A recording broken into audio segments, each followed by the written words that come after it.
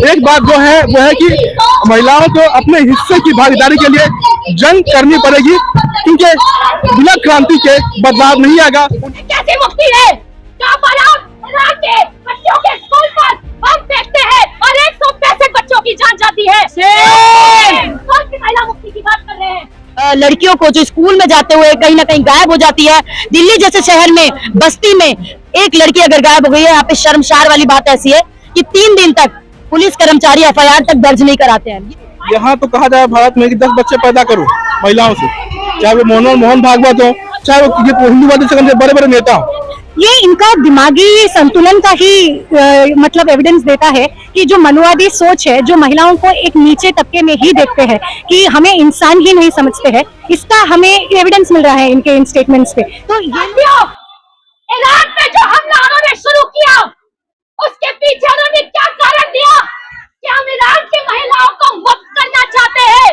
ये कैसी मुक्ति है जहाँ पर आप ईरान के बच्चों के स्कूल पर बम फेंकते हैं और 165 बच्चों की जान जाती है। कौन सी महिला मुक्ति की बात कर रहे हैं? यूएस के ट्रंप कहते हैं प्रेसिडेंट कि help is on the way, मदद रास्ते में आ रहा है ईरानी महिलाओं के लिए। सरासर झूठ है ये। साथियों, ये कौन ठेकेदार है? ये कौन प्रेसिडेंट है? ये कौन पॉलिटिशियन है जो ईरान और बाकी देशों पर हमला कर रहे हैं? वो वही लोग हैं जो एप्स्टीन फाइल्स में एक्यूज्ड है। उनके नाम आ चुके हैं। उन्होंने छोटी छोटी लड़कियों, महिलाओं के साथ शोषण किया है, यौन शोषण किया, रेप किया है। और यही ठेकेदार आगे बाकी महिलाओं को बचाएंगे। साथियों, हमें उन संघर्षों के साथ खड़ा होना है, उन देशों के साथ खड़ा होना है जिनकी आम जनता लड़ रही है साम्राज्यवाद के खिलाफ, ये एप्स्टीन शासक वर्ग के खिलाफ। उनका संघर्ष हमारा संघर्ष भी है, क्योंकि जितने शासक वर्ग के लोग अमेरिका, यूरोप में एक्सपोज हुए हैं, उतने भारत में भी एप्स्टीन फाइल में एक्सपोज हुए हैं। उनका नाम भी निकल के आया है।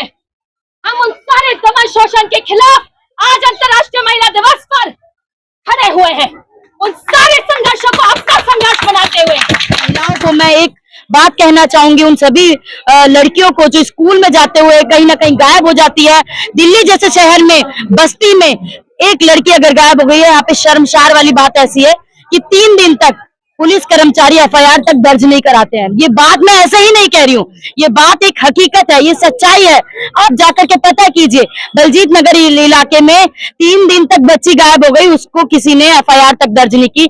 हमारी पुलिस प्रशासन इस तरीके से काम कर रही है। आज देखेंगे कि अगर हम एजुकेशन की बात करें, एजुकेशन में महिलाओं का हिस्सा बहुत कम है। आज भी लोग कहते हैं कि महिलाओं को घरों में ही रहना चाहिए, ना घर से बाहर नहीं निकलना। देखो, जो लोग ये कह रहे हैं वो खुद अपने ही घर के विकास को, अपने ही देश के विकास को रोक रहे हैं। महिला दिवस पे आज इस साल एक बहुत इम्पोर्टेंट मुद्दा लेके हम लोग आ रहे हैं।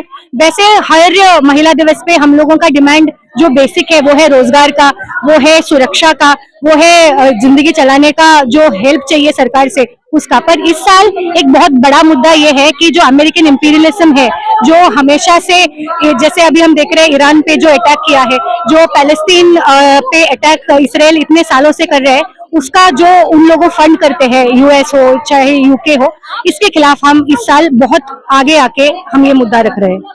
ईरान पे हम लोग कैसे देखती हैं? मासूम बच्चियों को स्कूल में मार दिया गया, 67 बच्चियों को। हमें देखना पड़ेगा कि ये जो अमेरिकन इंपीरियलिज्म का एजेंडा है, एक तो ईरान का मामला तो हम सब जानते हैं, पर अब कल ही वॉल स्ट्रीट जर्नल का रिपोर्ट आया कि अमेरिका हमें परमिशन दे रही है कि रशियन ऑयल ले पाए। ये ऐसे जो सरकार जो खुद का देश नहीं चला पा रहा है, वो महिलाओं का सुरक्षा क्या ही कर लेगा? कैसे ही हम इनको रेस्पॉन्सिबल मानेंगे? कैसे हम इनसे मांगे करेंगे? ये सुन ही नहीं रहे हैं। यहाँ तो कहा जाए भारत में कि 10 बच्चे पैदा करो महिलाओं से, चाहे वो मोहन भागवत हो, चाहे वो हिंदुवादी संगठन के बड़े बड़े नेता हो।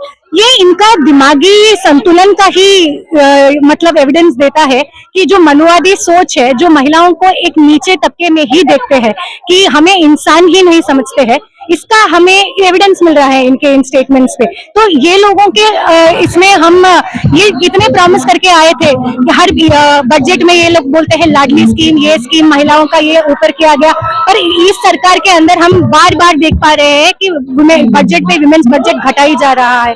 इस पे हम क्या ही करें, जिंदगी चला ही नहीं पा रहे हैं देश की महिला।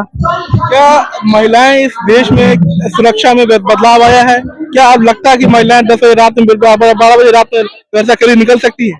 ये सुरक्षा का बात सिर्फ 10 बजे बाहर निकलने का ही मतलब ये मतलब सोल्यूशन नहीं है ना। हम सुरक्षा मांग रहे हैं रोजगार में रोजगार प्राप्त होने में पहले, फिर रोजगार के जगहों पे हम सुरक्षा मांग रहे हैं। स्कूलों में हम सुरक्षा मांग रहे हैं, सड़कों में, पूरी देश में हमें जीने की मतलब सुरक्षा मिले, हमें मतलब रोजगार करने का सुरक्षा मिले, यही मांग है। इस देश में क्या बराबरी की चीजें बढ़ रही है? बराबरी का ये बढ़ रही है, घट रही है, इसका मामला तो देश का डेटा बताएगा, और देश का डेटा ही नहीं है।